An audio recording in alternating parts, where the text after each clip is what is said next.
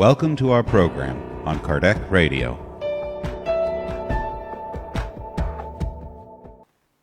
Hello dear friends, welcome back to Spiritism and the Media here on Kardec Radio.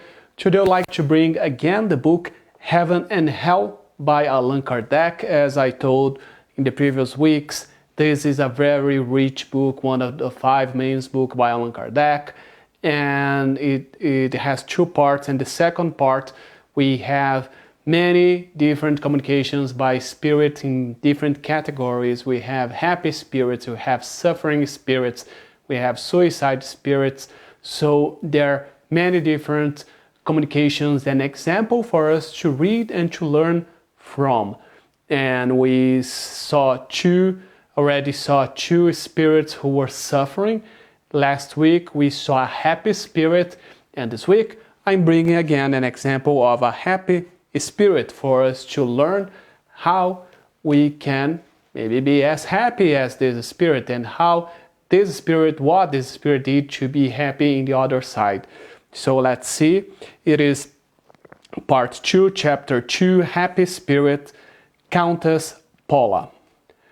So Countess Paula was a young, beautiful and rich lady born into a illustrious family. Moreover, she was a complete model of all the virtues of the heart and spirit. She died at age 36 in 1851. She was one of those individuals whose eulogy can be summarized by everyone as, "Why does God take such persons so early? Happy are those who are thus blessed by being remembered in such a way." So first thing is good for us to see here. She was born in an illustrious family, a rich family, a family of the society at that time in Paris. So many times when we see those people, and like many times when we see people in a better position than us, we will think that, as we saw before, we can think that, okay, we may envy those people because we wanted to be in those situations, or we may think the opposite, that we need to be suffering and humble and here on earth in order to achieve happiness in the other side. And we know that being humble and humility is not related about our social position. It's not that we, by being poor, being rich, that we will have this or that position or that place in the other life. No, we know that we all have our own tasks or our own trials here, and having money can be a trial, being poor can be a trial. Each one of us, we are in the right place for us to be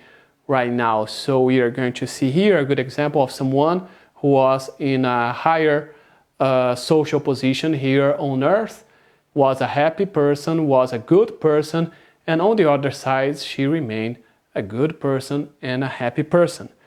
So he says here, Kardec says, she was good, sweet, and tolerant toward all, and was always ready to forgive or mitigate evil rather than increase it.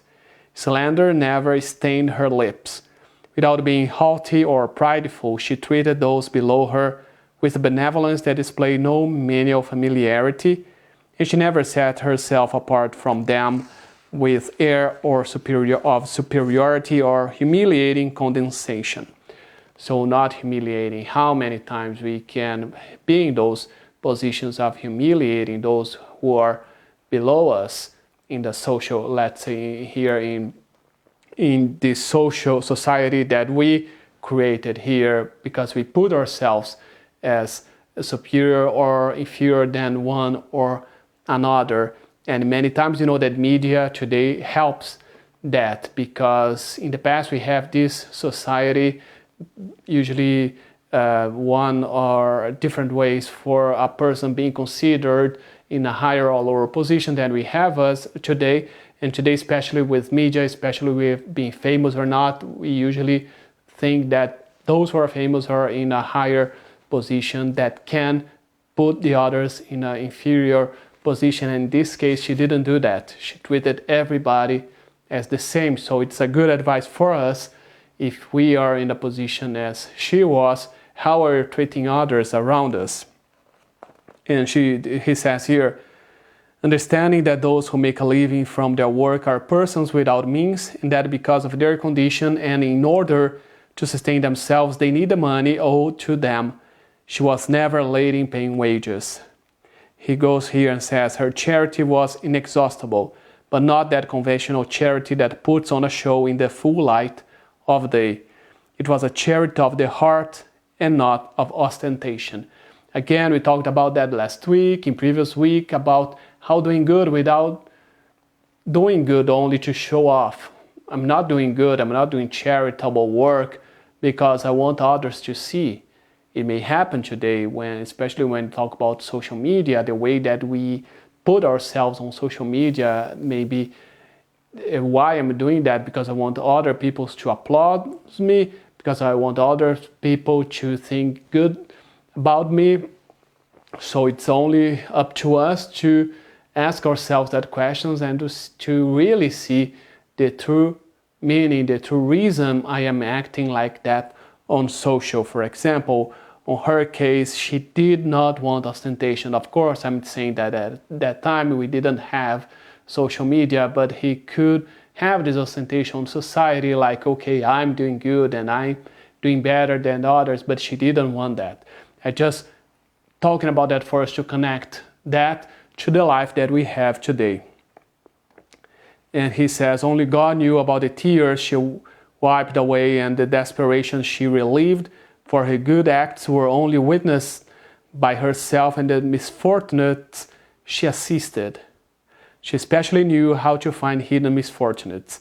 These were the most desperate, and she helped them with a delicacy that raises rather than lowers self-esteem.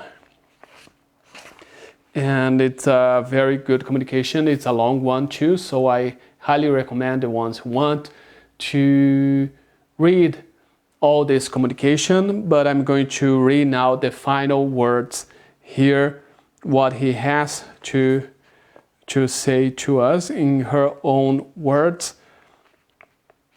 So she says here, workers, I am in your ranks. Like you, I, the noble woman, earn my bread with the sweat of my brow. I suffered privations and passed through harsh times, and that is how I developed the virile forces of my soul. If I hadn't, I would have undoubtedly failed at my last trial, which would have put me far behind. Like me, you will also have to go through the trial of wealth, but don't rush to ask for it too soon.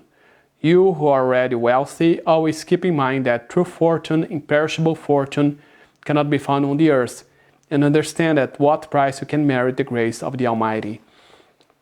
So it's a good lesson for us, because many times we ask that, we want that, and we see that around us, and we want the same. We want to be wealthy, want to be rich, want to be in a good position, especially when we see others in that good position. We envy those people who are in that good position, but as she says here, not everybody is ready to be in that position, because that brings many trials. Like she said, the sweat, the tears, it wasn't easy. It isn't easy. And there's a lesson that she needed to learn that, and she learned. That's why she is in a good place. She was a happy spirit here. She is a happy spirit in the spiritual realm. And she is saying here, so like me, we also have to go through the trials of wealth, but don't rush to ask for it too soon. So let's not envy what we not have. Let's always think that we have what we need to have today. We're in the best position, and we have the resources that we need. So let's see what we can do with the resources that we have now, instead of spend our lives thinking and wishing what we do not have today. So as usual, I will bring the text from the book Happy Life by Divaldo Franco, channeled by Joana de Angelis, channeled by Divaldo Pereira Franco. It is today the page 185. Sooner or later, suffering will reach your heart, for it is an integral component of life in progress. Without suffering, arrogance, despotism, and violence would become unbearable. Since humans still don't listen to the soft voice of love, Affliction smooths out their rough edges and persuades them to reflect, to pursue the good. At times, people react, blaspheme, kick and scream, but finally surrender, which is the only way to break free. So don't rebel in the face of suffering. It will make your predicament even worse, and you will wear yourself out needlessly. Active acceptance, that is, the conversion of suffering into experience, is what brings about the miracle of success. Thank you for your company. May God bless all of us. See you next week.